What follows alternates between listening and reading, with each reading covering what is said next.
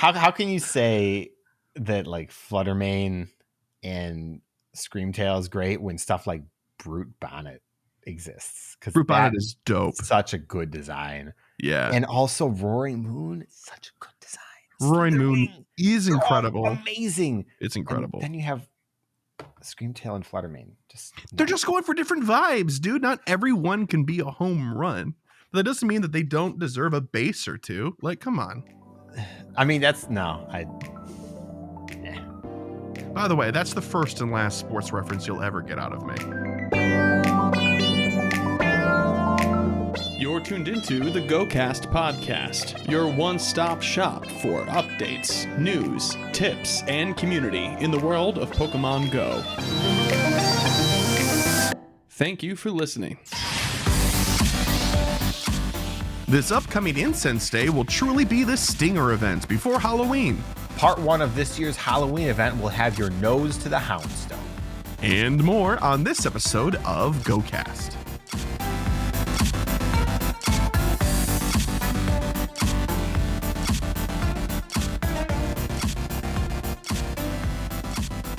Hello and welcome to the GOCast podcast, episode 255. It's October 14th. It's not a Tuesday evening. I'm not even going to pretend it's a Tuesday evening. It's a Saturday morning. We got 25 minutes left of morning here. I'm your host, Chris, and as always, I'm joined by my co-host, Kyle. Hiya. Hey, Kyle, how you doing this morning? So weird to say. I'm doing okay. It's early, so. That's true. That's true. Depending on who you ask, I guess. I mean, you're kind of in the hot seat because you've got some dentistry lined up next week, don't you? You got something going on. Yeah. So this also works out for everybody. Yeah, that's right. All right. Well, anyway, it's been a week and a few days, but we're here back to talk about some more Pokemon Go. And it's kind of good that we did not record on Tuesday because then we would have had no news to cover. And by waiting a few days, we have all the news to cover, which is great because you're going to need this info going into this upcoming week potentially.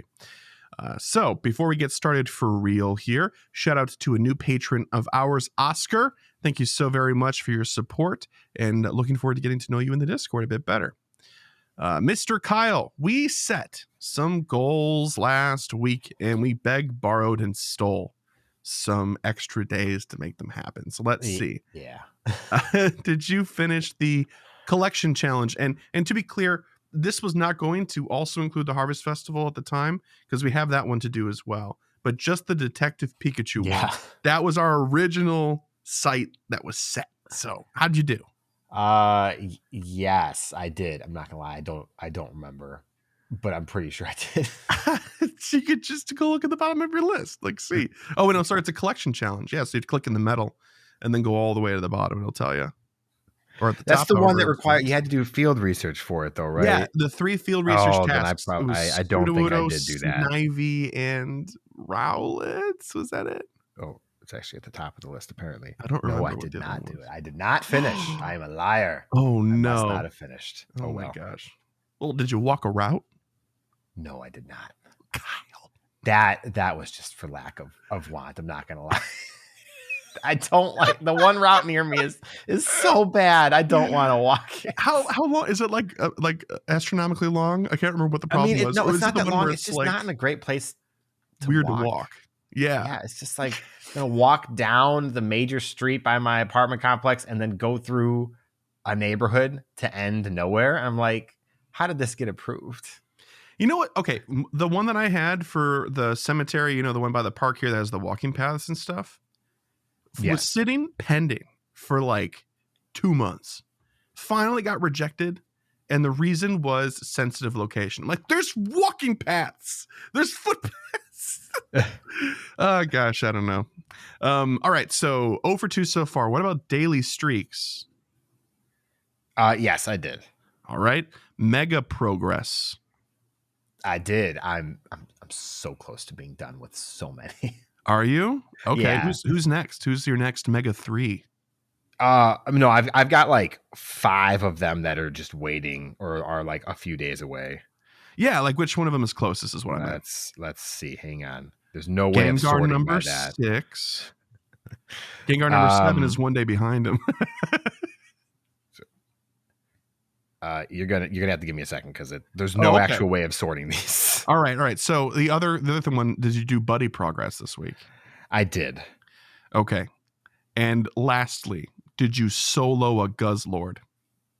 I did not. You still have time. I'm kicking that can down the road. It's here for 6 more days or whatever. You've got time. You should do it. It's a fun experience. It's cool. I wouldn't do it over and over and over again because it is quite time consuming and I'd rather not, but it was fun to do. All right. So for you, that's 1, 2, 3 out of 6. Also, my Mega Sceptile is 2 days away. So that's my nice. Okay. That's not the answer I was expecting whatsoever, but nice work. The best part is that both Mega Swampert and Mega Blaziken are already done. So okay, so it's the last one over the finish line. Yeah. Okay, good stuff. For my self-collection challenge, the Detective Pikachu one, I did do that. The Detective Pikachu timed research, I finished all of that as well. 50 eggs, I did exactly 50 eggs last week, down to the egg. And then solo a Guzzlord, I did do that as well. So I got a 4 out of 4 this week. Finally, I am feeling good about goals. But I did manage to play a little bit more Go. It was quite a bit of Monster Hunter this week, I won't lie. But, yeah. Lots of Monster Hunter. That's right. So why don't we do our Monster Hunter minute? let's just get it out of the way before news, I suppose. So really quick, if you are playing Monster Hunter, we're doing this because we don't have enough time to do another podcast. We want to talk about this game. And there's an event where there's Rathian and Pink Rathian out. They were too low this week, spawn rates, but during the event hours yesterday, and hopefully today, they were abundant. Kyle has some complaints about Pink Rathian as a game mechanic from a design perspective. I do. Look, first, I've been having a good time with Monster Hunter. I'm taking it more slowly because it is a major grind, so I'm not pushing myself to get everything done, and that's totally fine. Yeah, I'm totally cool with that. But because the game is such a grind, and the Pink Rathian is not going to be around for like after event times, as far as they've said. Like, it's so strange to like try and push really hard and grind really hard for something that you will not be able to progress once the event's over. It was the same deal with Black Diablos, but worse because nobody could access Diablos at the time, really. Yeah. And it's different than in Go. In Go, when you have an event like we're going to talk about in a minute, and Phantom is spawning, and then Phantom doesn't spawn for the rest of the year, you still got your Phantom from this event that you can still use. But for something like you make your Pink Rathian gear, and then you progress your story next month, and your Pink Rathian gear is still where it was last month, it's unusable. And so it's like, well, that's just going to sit there forever. Yeah, I'd rather hunt things that are going to give me a permanent benefit now than temporary benefit now. See, the trick is you just have to do 1,000 hunts and max out your storage with only Pink Rathian drops, and then pray that it's enough to get you over the finish line once you have enough money to do it. These are a lot of ifs. I like the idea. I'm okay with the idea, but I think that they definitely need to work on the execution for their we'll call them events, but it doesn't feel like an event right now. They're finding their legs still. They're finding their feet, so all right, well, hey, that was our Monster Hunter minute. It's a cool game. We're having fun still. You should play. And if you do, hit us up because we want to talk about Monster. We made another separate Discord to talk about Monster Hunter because we were talking about it too much in the one channel for Monster Hunter on the podcast Discord. That's right. So, yep, come one, come all. We'll hunt together, or at least talk about it. Okay, that's enough of that. Let's hop into the news. Yo, what up? It's the news. Okay, we've got 2 pieces of news, and I like to think that both of these pieces of news had Kyle and I, respectively, in mind. Because they do seem uniquely, I don't know, geared towards us and our interests. They were listening to me last week, clearly. They were. And they're like, okay, we'll throw them a bone. Oh, that's such a bad joke. All right. First and foremost, and I do mean that because this is the event that I think I'm going to like quite a bit. Incense Day. Skorupi. Skorupi. Yes, the excellent shiny that is red little Skorupi will have another great, good old grand chance at it. Trainers, are you ready for a creepy crawly event? Get ready for Incense Day Skorupi. During this event, Incense will attract more Skorupi, and if you're lucky, you may even encounter a shiny one, and you can encounter more than just Skorupi. Spend the day with your friends investigating the bug-type and poison-type Pokemon attracted to your Incense.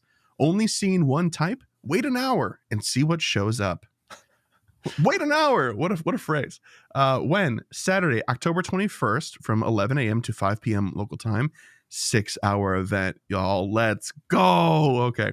Featured Pokemon, Skorupi will be attracted to Incense. You'll also have an increased chance of encountering shiny Skorupi. Great stuff. Event bonuses, lowercase b for those of you keeping track at home. Incense is more likely to attract Skorupi. Increased chance to encounter shiny Skorupi. Daily adventure Incense lasts twice as long when activated during the event. That would be an inspired choice. But I mean, if you're going to be out for it, might as well get the most out of it. That'd be kind of cool. The following Pokemon will be attracted to Incense from 11 a.m. to 12 p.m., 1 to 2, and 3 to 4 p.m. local time. This is for the Incense encounters the bug-type Pokemon. They're doing sort of like a habitat rotation thing here, but with the Incense spawns in particular. So during the bug-type times, you'll be able to encounter Caterpie, Weedle, Pinsir, Yanma, Wurmple, Wimpod, Scyther, and Dewpider. In the other time periods, from 12 to 1, 2 to 3, and 4 to 5, you will see Poison-type Pokemon, and that pool includes Ekans, Zubat, Gulpin, Stunky, Croagunk, Skrelp, Alolan Grimer, and Trubbish. There will be event bundles, one Pokecoin bundle, including one Incense will be available in the in-game shop. I like that. That smacks of old good faith Niantic. They used to do stuff like that all the time. That's nice. Field research task encounters. Incense Day themed field research will be available. Catch bug type and poison type Pokemon to earn rewards such as additional encounters with Skorupi, Stardust, Ultra Balls, and more. The and more is some experience. And raspberries. maybe a few Pokeballs. You never know. Maybe even more Skorupi. All right. Well, that's kind of that entire event in a nutshell. It's small, but it's definitely not a short event. 6 hours is rare for a non-location-based event like a City Safari or a GoFest. So it's kind of neat to see this. A little return to form, feeling a little nostalgic over here on my side.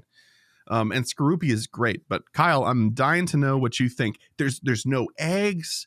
It's just Incense. You like Skorupi. You got to tell me you're excited. So I like Skorupi a lot. It is a fantastic shiny. It's a fun Pokemon. I have a few thoughts. First off, every Incense Day has been 6 hours, Chris. You gotta calm down there. I know, but it's like in the sea of 3-hour events. This is just like, this event doesn't work at 3 hours. Like it literally doesn't. Yeah, they have to. They don't even have a choice. Trust me, if they could, they would. It could be 4. It could be, but it ain't. But it's been 6. That's all. I'm not saying it wasn't ever not 6. I'm saying everything else used to be longer and now it's not, and this remains. I think. Why are you trying to tear me down today, Kyle? I think conceptually, Incense Days kind of don't make a lot of sense to me. Or no, that's wrong. They make a ton of sense to me. They feel bad to me. Conceptually, they make a ton of sense. I get it, but it feels awful. Yeah. First off, you have to pay to play. Yeah. No exceptions. You're paying to have to walk. Is number 2. Yeah. And you have to hoof it. If you want to like actually make good use of this and get the one spawn per 60 seconds, you got to walk for the whole time. And it just doesn't feel good. Yeah, you need 6 incense total because the base rate is 1 hour, and they didn't double it. They only doubled daily adventure incense. Yeah, and honestly, if it was also a boosted incense, so you didn't have to hit the, like, I don't know, whatever it is, 3-4 mile an hour requirement to get the max bonus, Yep. that'd be much better. But as it stands, you're walking a lot to get a subpar amount of spawns. And if you take any time to catch your local spawns, you might miss your incense spawns, and you feel punished for doing that. So you want to ignore your local spawns in favor of the incense spawns. Also, these pool of Pokemon are huge. Yeah, I will give you that. 9 Pokemon per hour, and you only want one of them. Granted, the others, like, that's a per person basis, but the target is 1 Pokemon out of 9. It is, but it is overall really long time. 6 hours is a lot. 3 hours each. Okay, but and they're giving you 1 incense basically for free. I know that's cool. That's totally that's great. No comments or anything about that. But counterpoint: say you walk the entire time. Say you never stop moving for 6 hours, which is unreasonable even for a healthy person playing a game. 60 spawns an hour, 6 hours. 360 spawns. Yeah. I'll do that in an hour on a community day. And I won't have to kill myself walking to do it. True. And I get to pick the Pokemon I want. But this is a different kind of experience. This is like, field research days are very different too. It changes the way that you it tries to inspire you to try a different style of play. But you still get the Pokemon you want. I think in this case, you more likely will. Yes, but I'm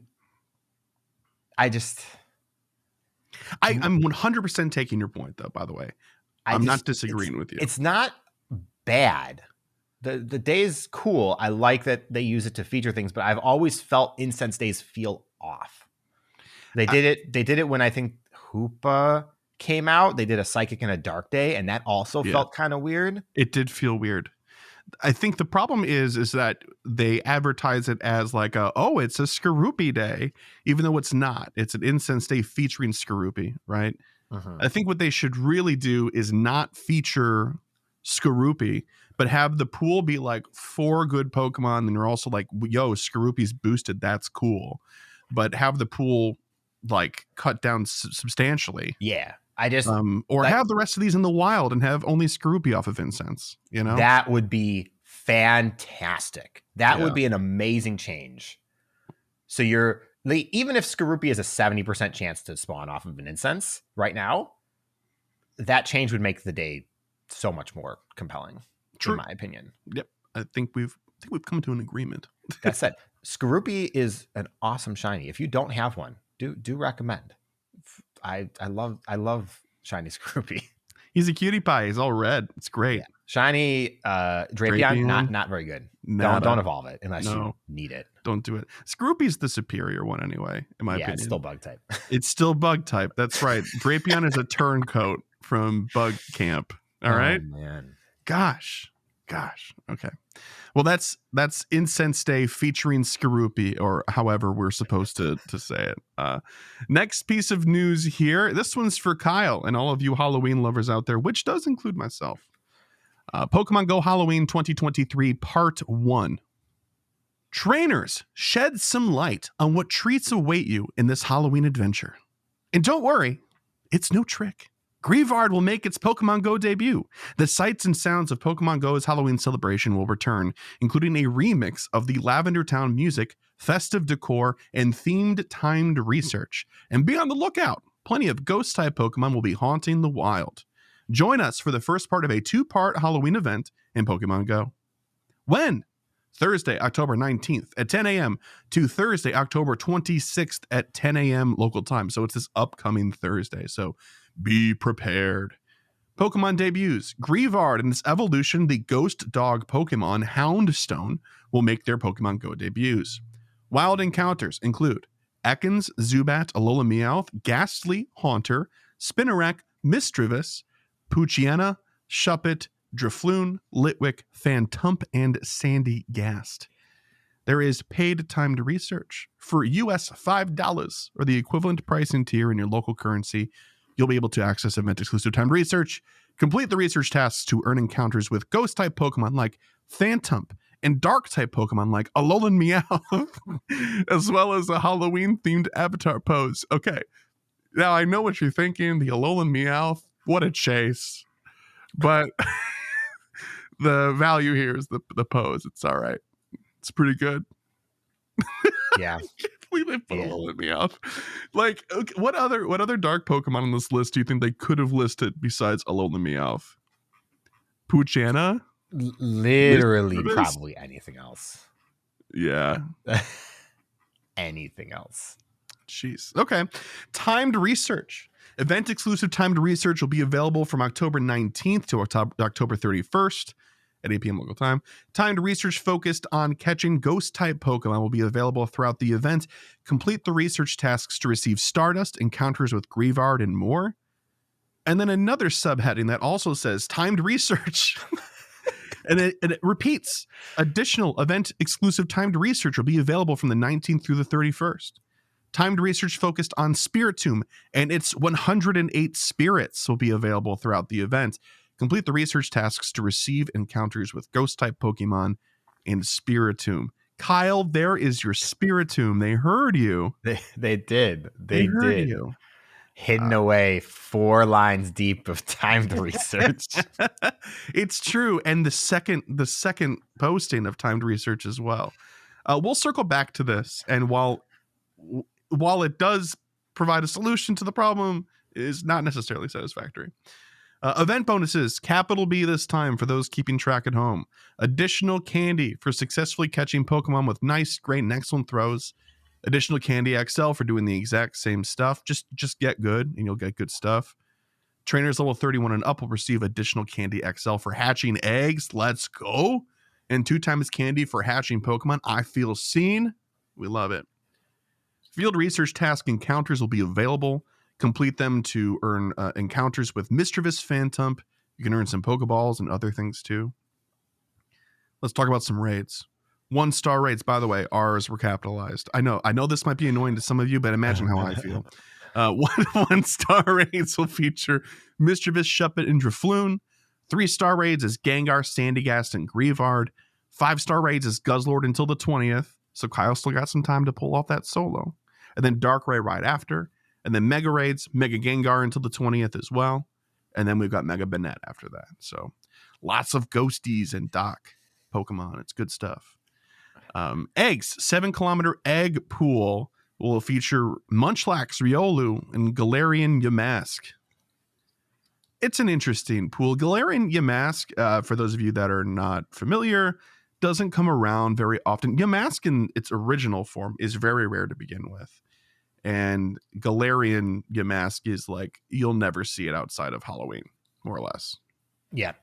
Why Munchlax and Riolu, though? I don't know. I think they're just filler to... Why not put like Yamask and Galarian Yamask in there? That's a great question. But I don't know. I think Munchlax and Riolu, maybe they'll have a... No, they would have said if they had a costume. Yeah. They would have.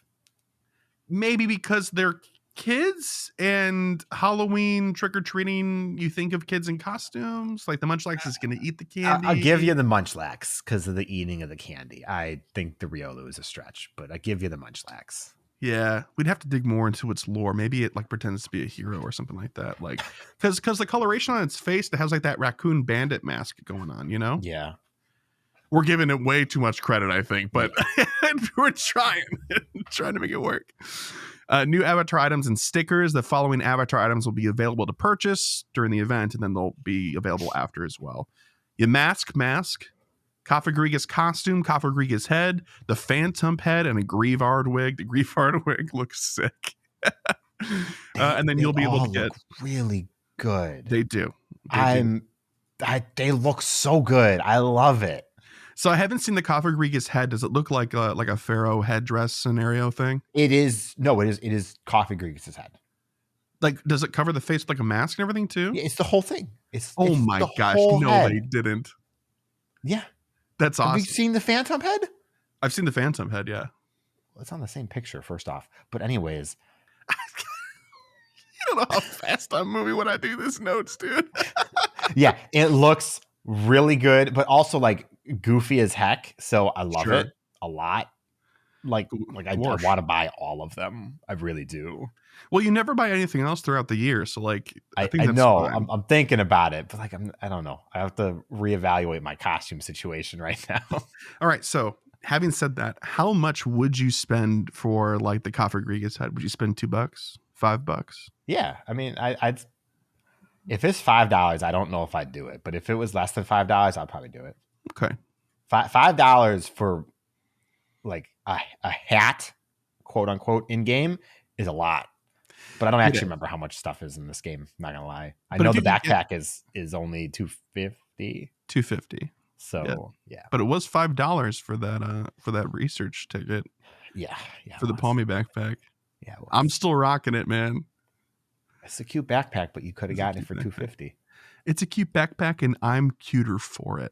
But you could have gotten it for $250. I could have, but no, we're going to continue now. We are going to continue. That's right. An avatar item and partner research with Prime. Oh, by the way, sorry, stickers. They're in the game. You know how to do it. Spin Pokestops, open gifts, purchase them if you want. Avatar item and partner research with Prime Gaming. Amazon Prime members can claim timed research that grants exciting rewards, including early access to the Grievard Wig avatar item. This timed research is available to claim from October 16th to November 17th. Oh, we got a long time for that, a month and a day. To receive all the rewards, trainers must complete the research task before December 25th. Okay, great. That's a weird time frame for that. But yeah, it's through Amazon Prime Gaming. So just, I think, Google Prime Gaming, log into your account or make one if you don't have one, link your Pokemon Go account, and claim your rewards. Easy as that. Event bundles. Oh boy, are we back with the boo box and the whatever? Probably ghost crate. Whatever they call it. I don't remember at all. The box looked cute. I guess. Yeah, they did. 3 Halloween bundles will be available during the event in the in-game shop. For 495 Pokecoins, you'll get 3 remote raid passes, 1 star piece, and 1 lucky egg. That is surprisingly good. In comparison to their current pricing scheme. It's okay. For 725 Pokecoins, you will get 10 premium raid passes, 2 star pieces, and 2 lucky eggs. And for 1,550 Pokecoins, you will get 10 super incubators, 5 incubators, and 2 incense. I think that last box is for me, and I kind of hate to admit that. It's all right. It's okay. We've had actually better incubator ones recently. So, darn. Well, those are the event bundles as far as we know. Pokestop showcases. There will be showcases of different Pokestops for Shuppet, Banette, or Grievard. Lavender Town music. Turn on your music for like a few minutes just to get that blast of that Lavender Town music. It's great. It's great every year. We love it. Who doesn't love the Lavender Town stuff? And explore with decor. During both parts of the Halloween event, Pokestops and gyms will be decorated for the holiday. We hope you enjoy the colorful decor. So it'll probably be orange Pokestops again, maybe some with the feathers, the leaves on the ground and stuff like that. A couple of them had jack-o'-lanterns underneath them as well too, which is pretty cool. Yeah, if you haven't played Monster Hunter, just look at screenshots to see what the map could look like.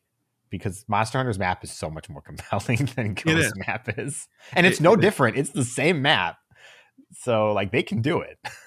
They can. But I think this is, like, a step in the right direction. We've been seeing that since they've been doing it. I wish they would expand on this and make it. I want to see it more. I want to change the whole color of the map for the season. I'm so for it. 4 times a year, that's not too much to just, like, palette swap. Palette swap. And then, like, a couple of the decoration stuff underneath the stops can be, like, flowers during the spring, like stuff like that, like snowmen during winter. It's not. And they had those decorations at in-person GoFest in New York. Yeah. For like each biome. And it was really good. It was a little strange because the stops were so dense. So they were just kind of all over the place. Mm-hmm. But conceptually, it's really good. I really want to see that. It just makes existing in the game more compelling, entertaining. Yeah.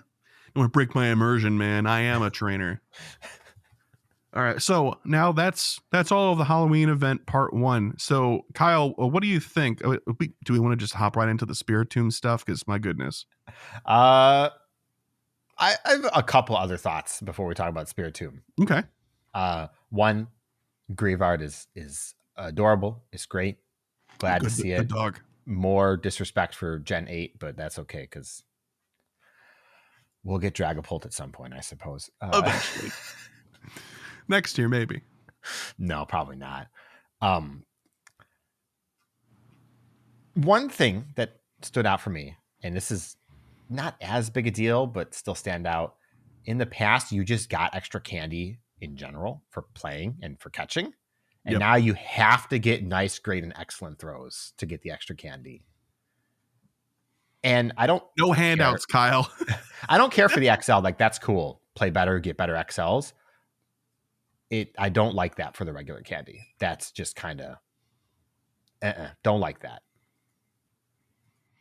I don't know. I mean, like, to trick or treat to get candy, you got to walk from house to house. Then ain't just dropping that in your mailbox, you know? Like, you got to put some effort. You get more candy for each house if you have a nice, great, or excellent costume on, too. That's definitely not how it works. Minimal effort gets the same amount of reward during Halloween. When 4 kids show up to our front door in Halloween, I have to rate each of their costumes. And you either give one candy or you like reach your whole hand into the bucket. That's right. And then you get 2 handfuls because you're wearing a Master Chief costume and I have to. Yeah. So like, it's just a standout because it is different and it feels kind of bad for that one. Yeah. All right. Let's talk about Spirit Tomb because we can also talk about the time research at the same time. Sure. It's behind the time research again. It surely is, but it's not paid. It's not paid, but it's timed, which means and limited. Which means if you don't get it done, you don't get it, first off. Whereas in the past, it has been a special research. So if you didn't finish it for whatever reason, you had the whole forever of eternity to do it. Forever of eternity. You had the great vastness of space in order to operate. All right. The last point I have to make, they don't say how many you get. It's probably not very many. And that's very frustrating for me. If we're getting more than 1, it's going to be like no more than 3. Yeah. I personally, when I read it, I said to Chris, we're only getting 1, and I'm really upset. And, you know, we do this, and I think back to 2019. I want to say it was 19, maybe it was 20, where it was in field research tasks, and they turn on the shiny, and I'm just really upset that I didn't get it then. But now I have reverse FOMO because I didn't get it then, but I tried, and now I've literally never had another opportunity. Because the year after it was non-existent, and then the next year it was only 1 in a limited research or paid research, whatever that was. I don't remember anymore. Paid special research, I think. Yeah. But even when it was in 2019, I know we've mentioned this before, but those research tasks were incredibly rare. There's only so much you could do. Yeah. And they were hard too. It was like catch 18 dark type for 1 research encounter. Yeah. And dark types weren't exactly like pouring out of the hills at that time. See, that's why we need more Alolan Meowth. So I'm very frustrated because I would like the opportunity to go for Spirit Tomb. And this is the only time of the year that we get it. And I don't actually get the opportunity. I just have to take what they give me. Yep. At least they're not asking for money for it this time. True. There is, the other paid timed research though for the pose, which is great. But I think that's the right spread of assets. Yeah. So like there's the discussion we had. $5 for timed research is expensive. Like that's expensive.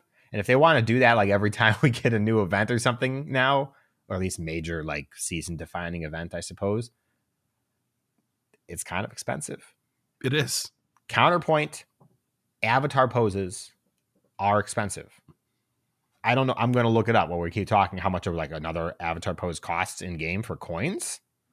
So I think the $5 is not bad, but it certainly is expensive. I mean, you also get other stuff. The encounters, They don't mention any items, but you probably get some Stardust or something. Okay, so a pose is 500 Pokecoins. Okay. Yeah, that's on and they don't really ever go on sale or anything. So it's not like you can get a bundle of clothes and so the actual operating price is $375 or something. No, those are that price. So okay. So if you like the pose, this is fine, I suppose. Again, it just feels, and this is the conversation we had last week where it's like, depending on how you look at this, you'd be like, I'm going to pay for it to do work to get the thing that I paid for, or is it just extra gameplay? Yeah. And it'll also depend on how difficult the tasks are, I suppose. Mm-hmm. Walk 50 kilometers. God. Power up 50 times. Oh, poor Stardust. Yeah, that's kind of my thought. It's very strange to have 2 timed research at the same time and a paid timed research. I'm still firmly of the opinion that if it's paid, it should be special, but you're probably never going to get me to change that opinion, I don't think. I agree too. And I like that they leverage timed research to motivate us to do things within a period of time, for sure. I like that because there are people, not naming any names, who have special research from like 3-4 years ago that they still have not completed yet. I'll have you know. We're also calling out Steve right now. So. Okay, well, Steve is never going to complete that. I'll have you know, the only special research that I have right now is a Rocket one, a to Zygarde, and the Paldean Adventure because I'm still walking Buddy Candies, and then the Masterwork because best buddies. I have nothing that's actually old. I mean, the Masterwork is kind of old at this point, but the Masterwork is old. It's like 2 years old. No, this one's from this year. This is from this year. Oh, this is from February or whenever. Still old. Get it done. It requires best buddies. The time commitment is not what I want to do. It'll happen when it happens. The other ones I don't actually have much excuse. They probably, well, the Shadow one I'm deliberately not doing. I could do that. How's the seasonal Master Ball research going for you? It's not. I finished it this week. No joke, I have not done a raid since who was even in Kartana. I haven't done a raid since Kartana started. Huh? But Guzzlord, you got to go for that shiny, man. You got I'm 4 days left. Gonna do some Guzzlord, but I'm not gonna do a lot. Okay. So I'm at 9 out of 60. 9 out of 60. 9. I don't want to buy remote raid passes right now. I just don't want to spend the money on it. It's not worth it. I understand. Yeah, I understand. I have this problem though, like when people invite me, like sometimes I'm like, oh, I really like that person. It would be rude for me to not say yes to the remote raid. And so I get suckered into a lot of raids like that. But I thought about it. I have. And I used to just join raids and stuff. I can't bring myself to buy remote raid passes right now. I have to really like the Pokemon. If Giratina was in raids, which we're going to talk about in about 5 seconds, I would probably be doing a lot more. Yeah. And I would accept all invites, but it's not in raids. No, it's not. And it's not going to be in raids. No, it could be part 2. It might have like a weekend. No, part 2 is Darkrai. Yeah, but like they could do a weekend thing or something like that and be like, oh, Darkrai's going to take a little breather. You're just beside yourself in so many different dimensions this holiday. Why is Darkrai? I mean, I get it. Darkrai fits. Yeah. But Giratina fits better. And I feel like it's been longer since Giratina has been in raids. Maybe. I'm going to say something kind of controversial. But I think Darkrai should be much more around Christmas. Because a lot of people don't appreciate the symbolism that darkness and stillness is in the holiday season. Darkness is not always a bad thing. It is like a foil to light. And, you know, like I grew up in a Lutheran family and stuff like that, but I know that this theme is repeated in a lot of different belief systems and just overall in like the thematic stuff for Christmas. But darkness, stillness, in order to have a candlelight thing, right? All very important. So it could move on. We can get a ghost. That's all I'm trying to say. Let me hit you with one. Okay. Thanksgiving. Darkrai and Xurkitree for Christmas. Oh, yo. I like that. That'd be cool. Oh, man. If we don't have Xurkitree for Christmas now, I'm going to be a little upset. That's too good. Yeah. Yeah. with Dazzling Gleam. Oh my god. Oh my god. I forgot about that. But yeah, I mean, I'm a little bit salty there's no Giratina, and I do hope we see Giratina soon. Yeah. Darkrai's great though. Just Giratina or Giratino? I mean, I Giratine? would prefer Giratino, but Yeah, I will take either for XL Candy at this point. Roger that. Well, that's it for the news. Halloween looks like it's got a lot of really great stuff to look forward to, despite a couple of the nitpicks. But yeah, good stuff. All right, let's move on then to Gear Up. This week on Gear Up, we're going to rank some ghosts based on PvE performance. I ain't afraid of no ghost. This is specifically going to be using GamePress's DPS rankings and optimizer and all of that. Only going to talk about optimal movesets because obviously something like a Mega Gengar with a suboptimal moveset is going to be better than Miss Magius. Like, it doesn't actually matter what its moveset is at that point. I'm also going to include both Megas and Shadows because it's not that relevant for ghost types, sadly. Also, it's been a while since we talked about this, but a lot of DPS lists sort just by DPS. They don't take into account TDO. They don't take into account anything else. And back in the day, and by back in the day, I mean maybe a year ago, we used to use DPS cubed times TDO to try and evaluate how effective a Pokemon was while taking into account both how much damage they deal and how tanky they are. Does ER stand for effectiveness rating? Yes. Oh, okay. Okay. So an emergency room. It's all wrong. So instead of that, now GamePress at least, and a part of the community uses ER for effective rating, which is a much more complicated formula. Not going to talk about it. It's not worth it. But I have a link to the Reddit. Is it in this link? Okay. This is that link that you can include in the show notes for who wants to read it. This is already too much. Did the math and basically said DPS cubes times TDO is counting DPS 4 times. So it's not being very effective. And don't worry about it. The point is that ER is just a flattened number that we use instead. And it helps kind of be able to compare people more directly than just this number is huge and this number is only big. There is a line in this post that says linearity to the dimension of damage. This is written by a software programmer. 100%. There's 100% an engineer who wrote this. It's not even a question.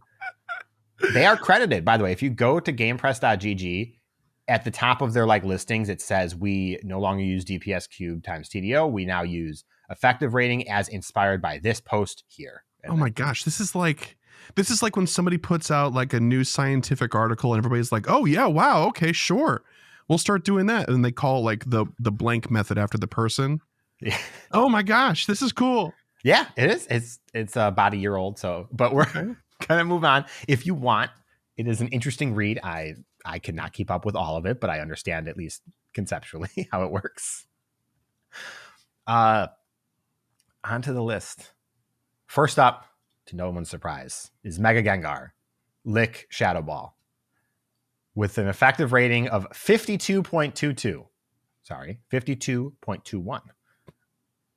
That's 0.01 less than what I just said. It is. Whoa. Got to make sure you get it right. Don't need to inflate Gengar. That's math I can handle right there.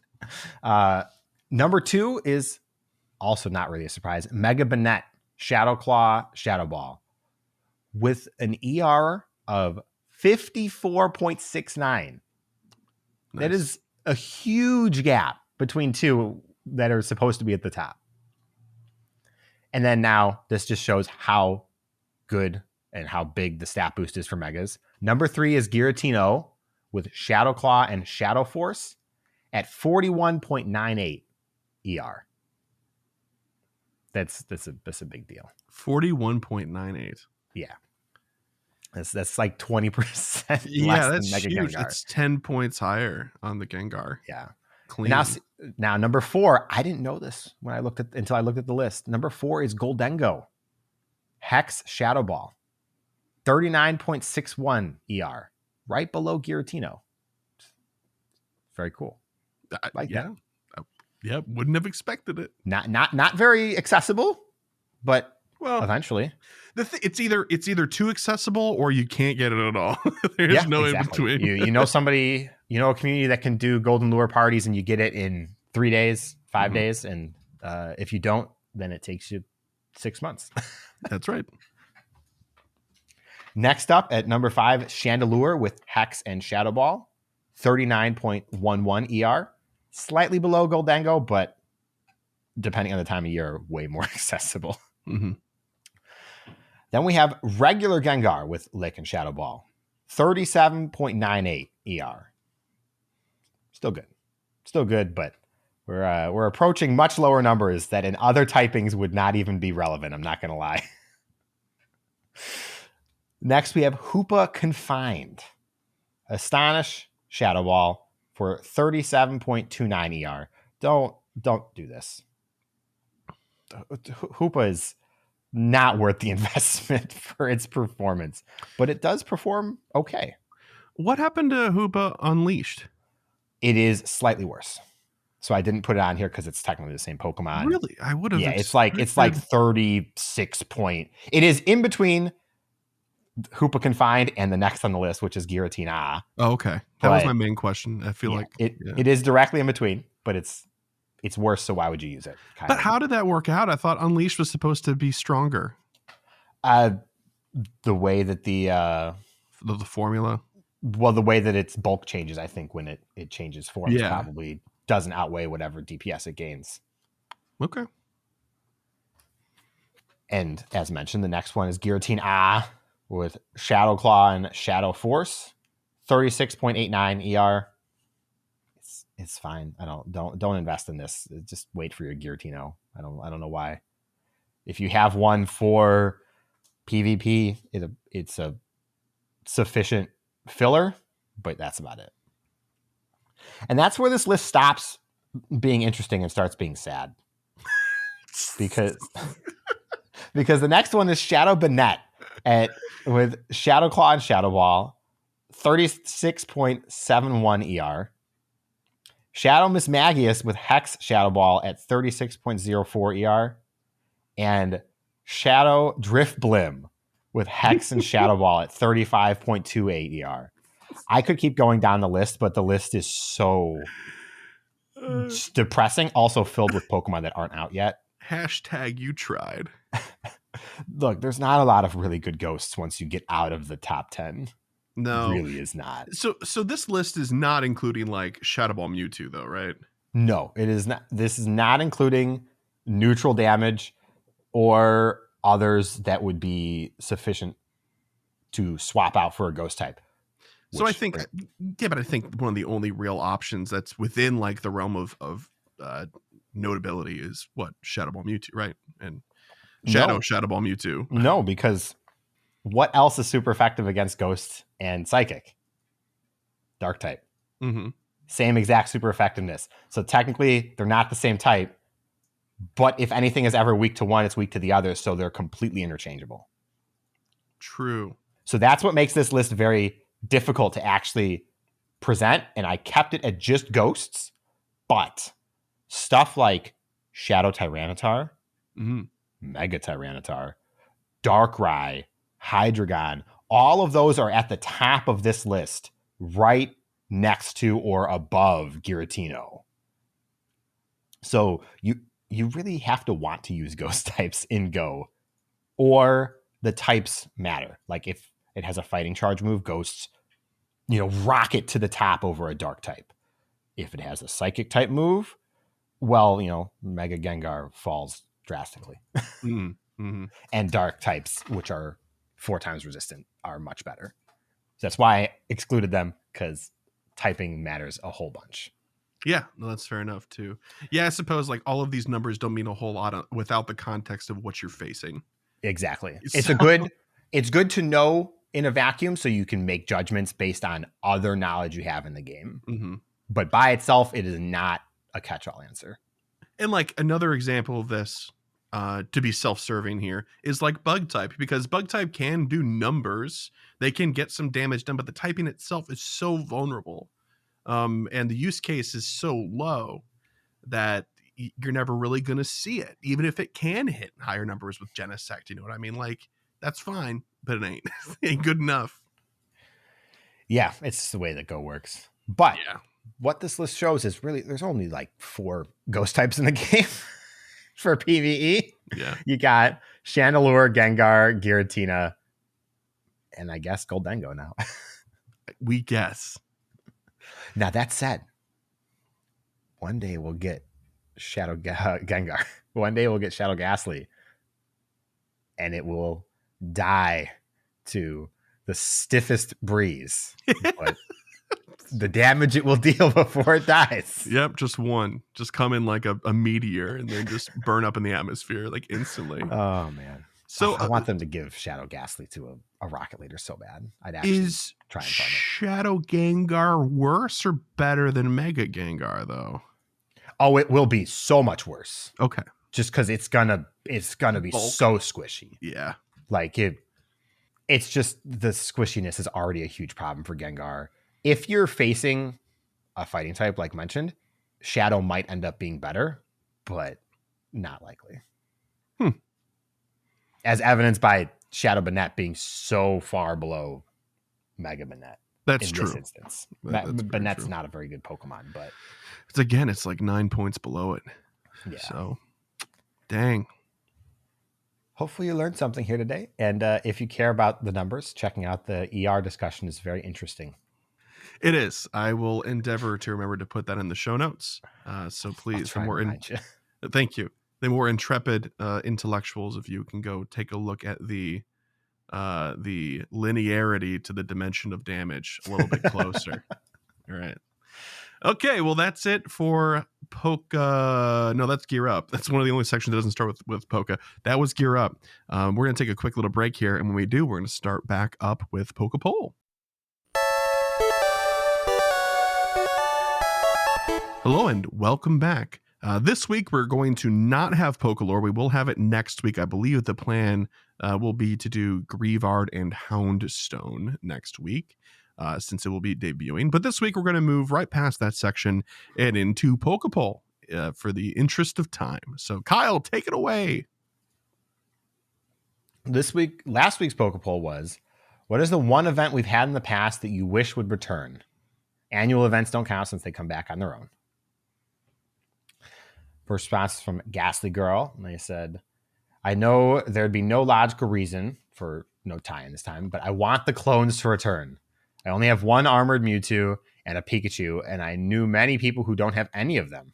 It'd be so cool to have a clone event back. Maybe release shiny armored Mewtwo.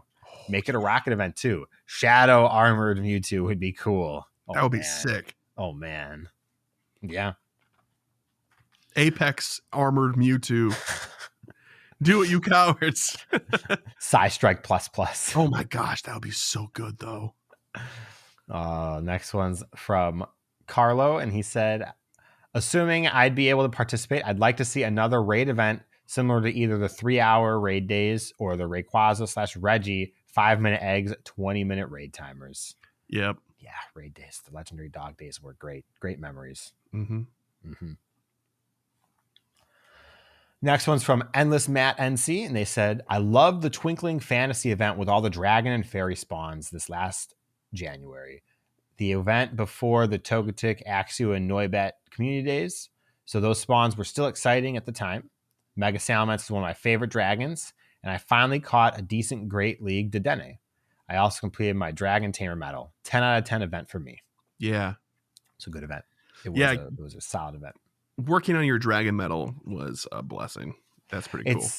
It's funny because the longer the game goes on, the harder it is to do events like that because, well, Dratini and Bagon spawns aren't as exciting for a large amount of your player base after a certain amount of time. True. Next one's from Maxitron. They said, this might be controversial, but the event with the paid timed research that awarded Caldeo could make a comeback.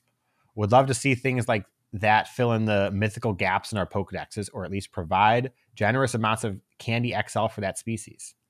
I know TPC probably wants mythicals to feel special and unique, but they shouldn't feel by and large obsolete because you can't afford to power them up.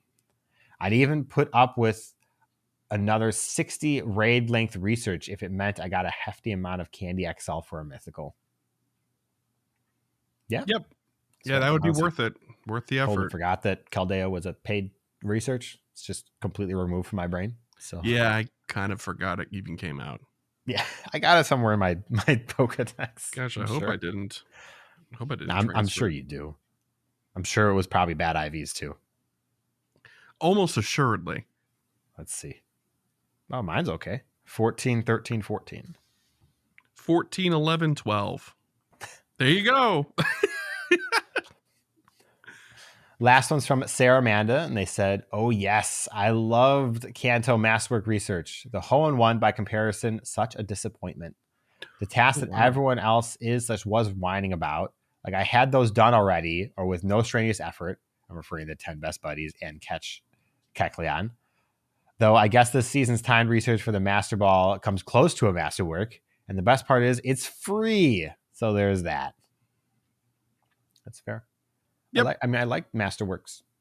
I just don't like when there's a time limit on them, like the Master Ball one. Oh, I mean, they gave you so long to do it, though. At some point in time, there's a level of personal responsibility involved. I'm not saying that they can't be completed. I just don't like that there's a timer on it. That's it. Like there is enough time. Although I do think that tying raids to it was still not a great decision, but that's the okay. Adventures Abound thing was kind of like all about we're gonna go out and raid together and do stuff outside. Did you watch the advert for it for the season? No. It was cute. I liked it. All right. So this week's Poke Poll. How do you feel about the way unique Pokemon such as Shedinja and Spiritomb are handled in Pokemon Go? I mean, I feel like we've probably asked something similar to this before, but it is topical once again. And I feel like we now have a much longer track record with Spiritomb to have a more informed conversation about it. I don't have a problem with Spiritomb being tied to Halloween. I think it's cool. I think it's thematic. I am for it. I just want to be given the opportunity when the tie-ins happen to go for it. It was different when it was being introduced into the game and there was just one. Mm-hmm. Or like for Shedinja's case, they gave it in field research. Well, research breakthrough, actually. And that's fine too. But now that they're shiny and people want to get them, they need to give their player base ample opportunity for these Pokemon. I agree. I do. And I think what my feedback is, I agree with you 100%. I think that, and this doesn't solve the Spiritomb issue, but this does solve the unique problem with like Shedinja or other, otherwise locked regional forms, right? Like Hisuian Braviary or Cleavor, right? Where one of the problems with that is that, yes, it's cool when they're in raids and they inspire us to go raid and motivate us. I'm not against Niantic monetizing their game and putting, advertising things in order to motivate us to do a spending path. I understand. That's cool. What I think should be done, though, is that after I've caught my one Cleavor, my first Cleavor, and I've put it in the Pokedex, allow me to then, after I've done that raid, evolve any Scyther I want into a Cleavor.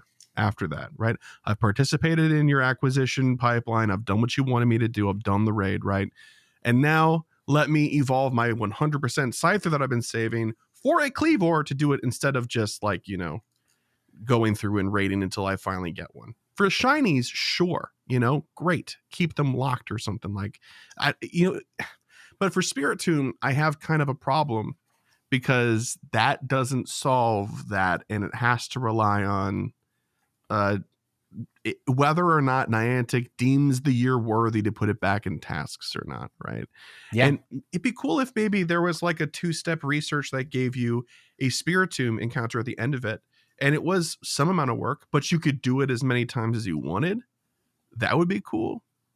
But yeah, I don't know. I think they just need to Give it more surface area. Make it a rare task like they did before. Yeah, I'm all for making Pokemon tied to different stuff happening, or like only on raid days and stuff like that. But after a certain point of introduction, it's just you have to commit to the bit, so to speak. You committed with Spiritomb, and then you walked it back, and anybody who was around since then feels it, I feel like. And then Shedinja just feels bad because if you weren't in Vegas, your chance of getting a shiny Shedinja is basically always 0. Yes. You can't even get Shedinja right now, first off. But even for Hoenn Tour, your chances were 0. Shedinja basically would have been a great one to have in research task encounters for Halloween because it's a ghost type. Yeah. And it can be shiny. Like it. Yeah. Yep. Man. Gosh, so many missed opportunities, but it feels like the event is still like so gigantic. It's so strange. There's just too much stuff. There's a lot of ghosts that, because they try and fit it all in Halloween, they don't let any of it spill out except for like the 5-star raids. They'll let the 5-star raids go wherever. It's getting harder and harder to contain because, next year you're gonna need a Galarian Yamask. What if it's not in 7Ks? True. Because they have to put something else because they have more Pokemon now. I don't know. I do feel for them, though, in that aspect, like that design conundrum for sure. And they've let some other like ghost Pokemon spill out. Like Phantump is just spawning in the wild, But Phantom's been spawning in the wild since it was released. Yeah, that's what I'm saying. I feel like maybe they could just start doing that with some other ghosts. Like have Yamask Oot in a boot. Have once in a while a rare occasion of a Galarian Yamask out in the wild, like something.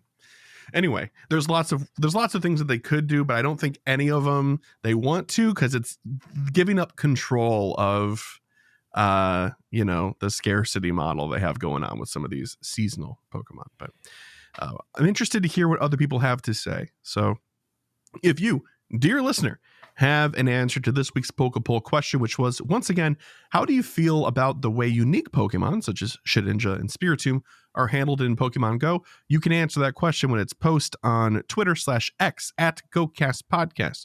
If you're a patron of ours, we have a Pokepoll dedicated channel. You can answer when the question is posted there. If you are watching on YouTube, please respond with a comment. If you're listening on the Spotify mobile app, you can answer in the app. There's like a little Q&A section for the episode listing, and you can answer there. You can, of course, do the 2 other old school methods. First of all is leaving a voicemail by calling 262-586-7717, or you could, of course, send us an email to mail@gocastpodcast.com. And speaking of emails and voicemails, Mr. Kyle, I believe we are entering the final phase of this podcast, which has a name. Could you remind me? It's time for emails. Oh, that's right. And no voicemails this week. So we've got a couple of emails here. This first one is from Chari. So thank you very much for sending us the correct pronunciation for your name. Hey guys, I was thinking of sending in an email every 2 weeks. Would that be annoying at all? Not at all. No. In the past, we've had stints of people sending in emails every single week, and it's been lovely. So please feel free. So a lot happened around here recently. My 85th Genesect was the lucky one. I got the invite from a friend and decided it's the end of Genesect for now, so why not? Got a shiny 98, and my friend got a hundo. Mine is now level 49. Nice. Ooh. Well done. But that's not even the biggest occurrence. I raided so many Suicune for the shiny, but received nothing in terms of shinies. Around 100 raids yielded nothing but a hundo. Oh, no. I mean, a hundo's great, but 100 of them, though. Yielded nothing but a hundo, which is now level 50 because I love Suicune. Good taste. However, my third Entei yielded my first ever shundo, now level 40. Took 5 minutes to sink in. Nice. It's a good shundo. I heard great Pokemon trainers have that shundo. As for the most recent events, I've gotten 2 shiny Pikachu, 4 shiny Slowpoke, a shiny Guzzlord, the Mystic 7 Special, which is a Hundo Sudowoodo, and a Hundo Superior. I feel like Go is apologizing for either my Suicune hunt or the future Darkrai raids. Maybe the future Darkrai raids. Oh, no. And then provided us the pronunciation of their name, which is Chari.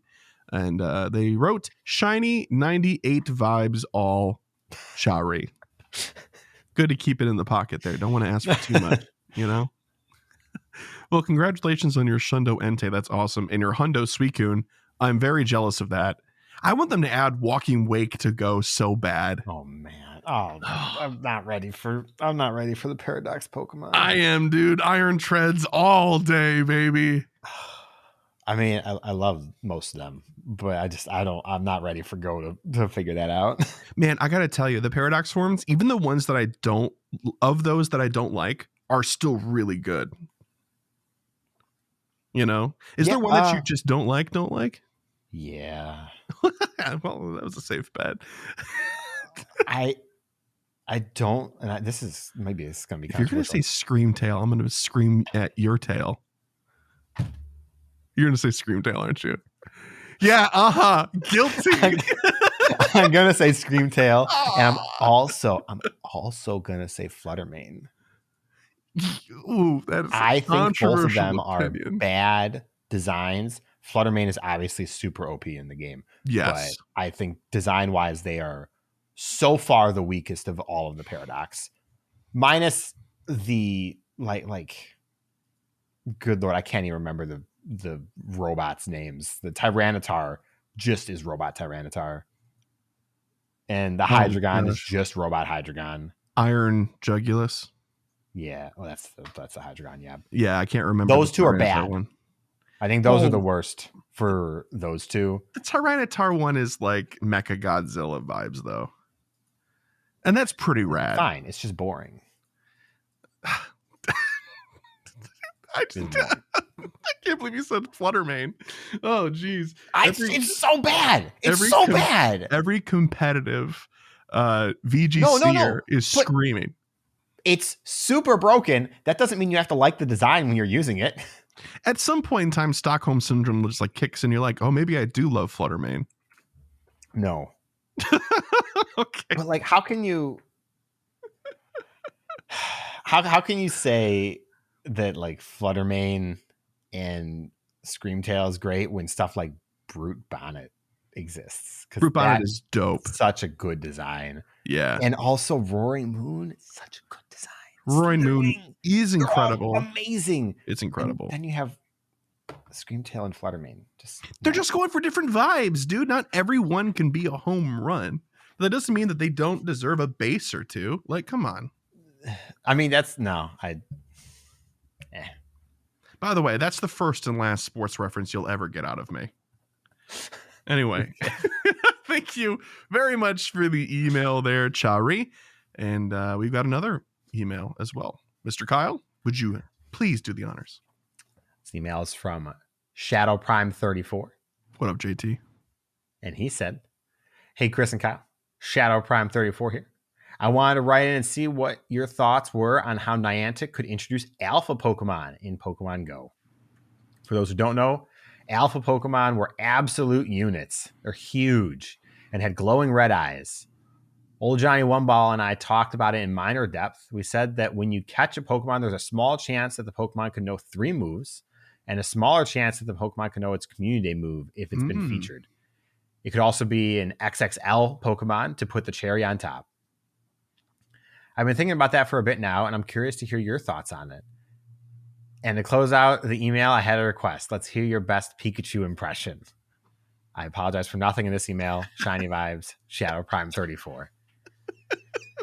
I like the exclamation point. I apologize for nothing in this email. How dare you? Well, the let's hear your best Pikachu impression has 2 exclamation marks. So that's true. That's true. Okay, so first things first, alpha Pokemon. They were in Legends Arceus. Yep. They were biggins, real biggins. They had glowing red eyes, and they were like it was a task to catch them. And they also had guaranteed IVs. Well, the game's versions of EVs, not IVs. Yeah. So, Kyle, what are you thinking? How could they be introduced here? My brain is sort of brought towards like, how can we make it similar to Shadow Pokemon?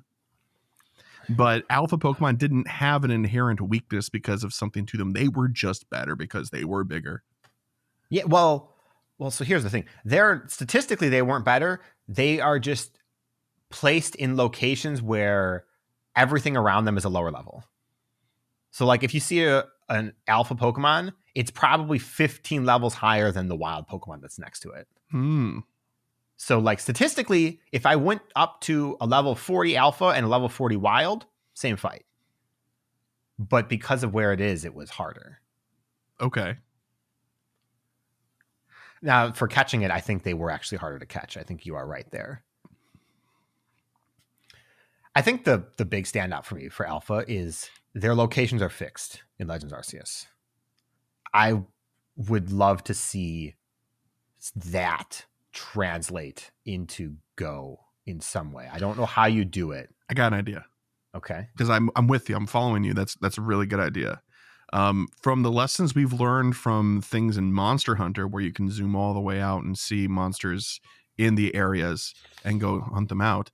If they were like, hey, there's a Scyther nest over here, and on your map, they were like, hey, there's an alpha Scyther in this nest over here, that could be solving two problems at one. Could be identifying nests for people nearby and giving them an indication of whether or not it's worth to go there. And then whatever sort of benefit there is to beating and catching the alpha Pokemon, maybe like 10 times candy or something like that. Yeah. Increased candy and guaranteed XXL Pokemon. Right. Great. Yeah. Perfect. I love it because it can be used again. It's not a one-off feature because they can use it when we get Terra Pokemon.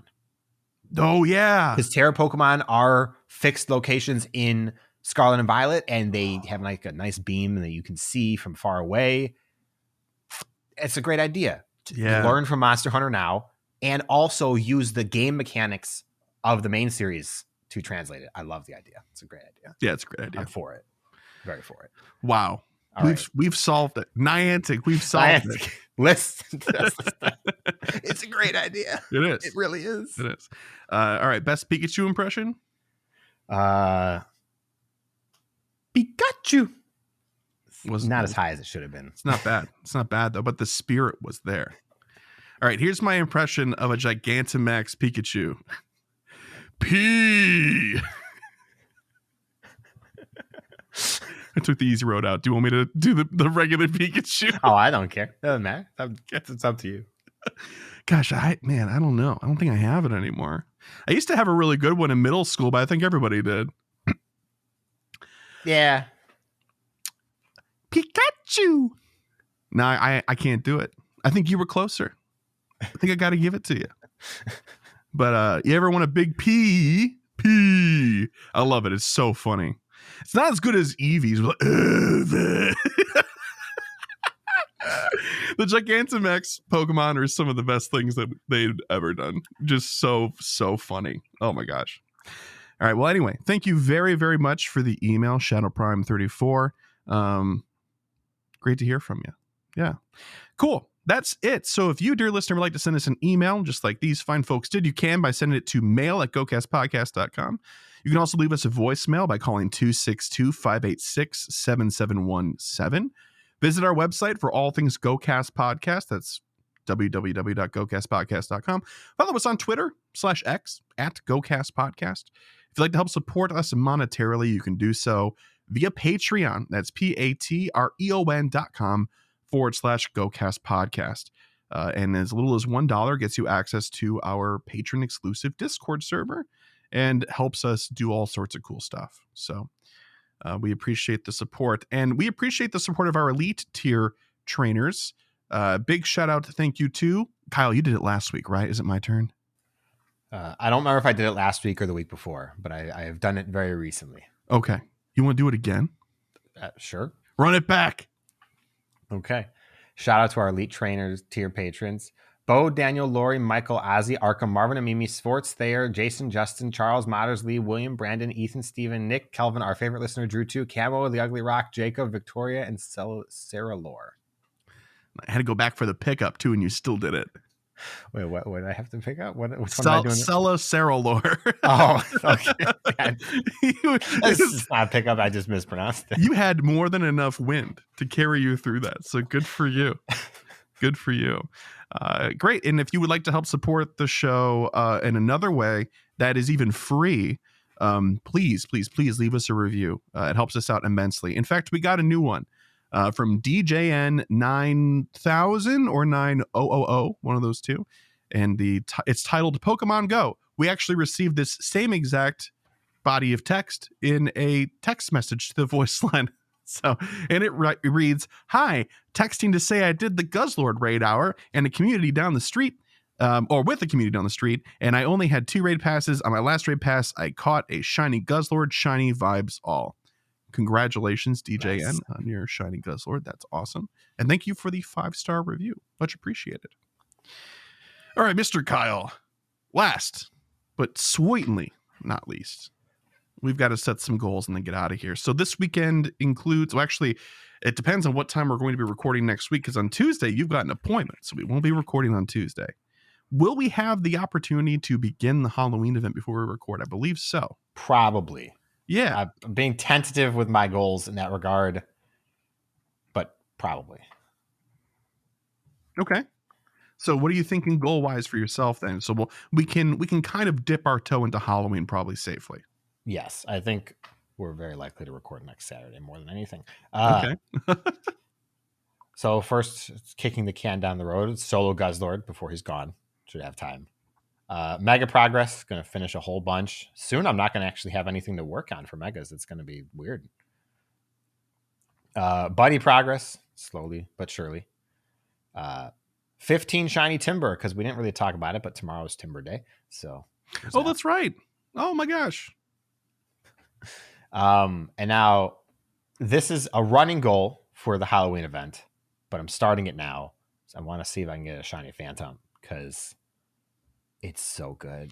It is. It's so good. It's a very good shiny Pokemon. Why do ghost shinies either like top out the charts at really good or just absolutely bottom of the barrel, not good at all? Well, then they get redemptions for their Megas. So that's not likely to happen by the next time we record, but maybe. But that one I'm keeping now until Halloween, and finish the collection challenge. That challenges are there challenges right now? There's the Harvest Festival one, the Detective Pikachu one timed out if you didn't finish it. Yeah, but there's 2 Harvest Festival ones right now though. But there's 2. One is there the is Smoliv, and then one is the Pumpkaboo. Right, I did the Pumpkaboo one. So, I got to finish the Smoliv one. I don't want to evolve this. I don't want to to trade. Oh, yeah. You don't have to trade. I had like 1,200 Pumpkaboo candy, and I just burned through 800. I have like 600 or 700, but okay, we'll see. But yeah, so and then complete the collection challenges that are currently going, which shouldn't be too big of a deal. Nope. And that's where I'm going to be. All right, those are some nice goals.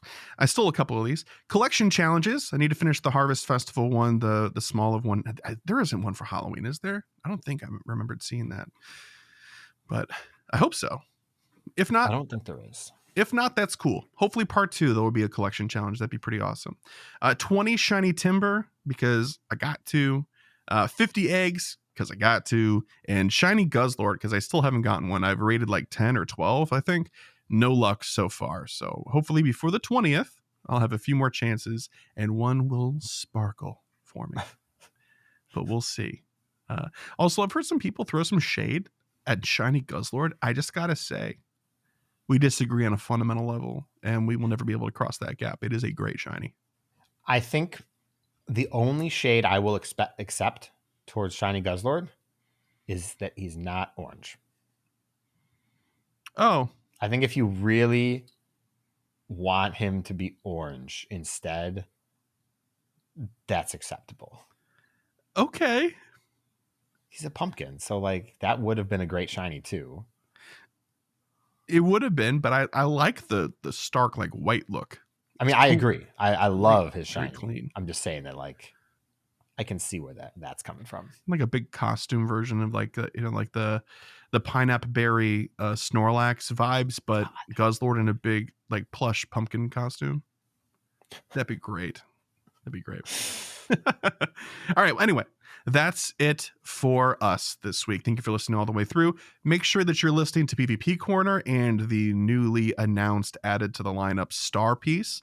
Lachlan and I released our first episode last week, and we interviewed Cricket 23.